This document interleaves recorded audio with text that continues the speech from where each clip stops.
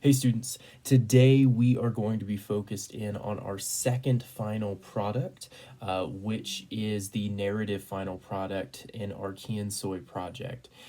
We have been working our way to this final product, honestly, since checkpoint number one. This is where you wrote new narratives from different points of view in the Three Little Pigs story.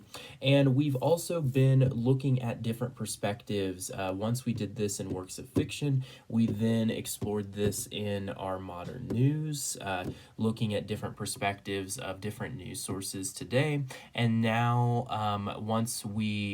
after we looked at the modern news, we then transitioned to look at different perspectives in history.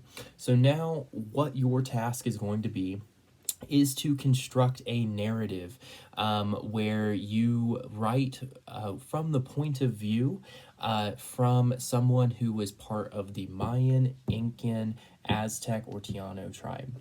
And what's very important is that you look to make sure that you are capturing the voice of someone else. And when I say voice, think about what would their perspective be. At the time when the Spanish were colonizing their home and taking away their home, what would their perspective of that be? What would their point of view be?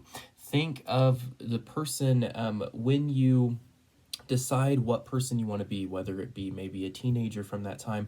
It also could be someone who's part, I've had many of you ask if you could be part of like the military or part of like a fighting force during that time, or someone who was planning celebrations that we know ended up getting infiltrated by the Spanish.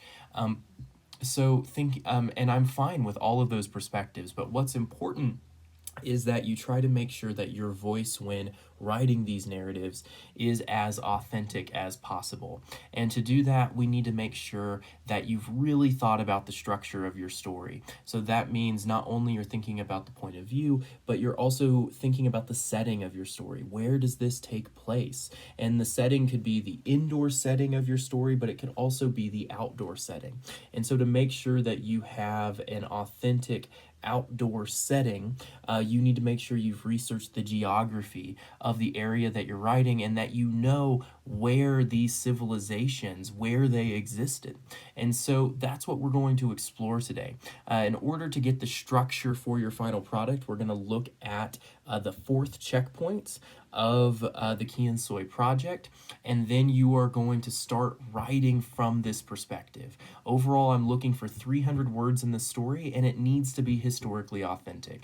That means we can't have any modern technology coming up. We can't have anyone from the Marvel universe suddenly showing up and saving the day. It needs to be as historically authentic as possible.